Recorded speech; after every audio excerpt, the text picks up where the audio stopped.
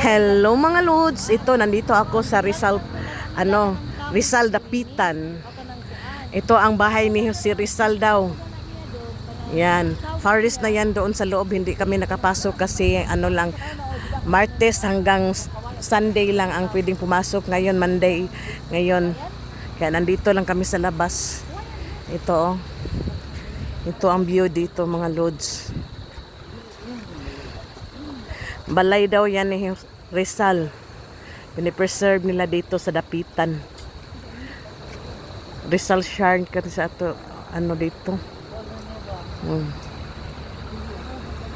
Na, Rizal.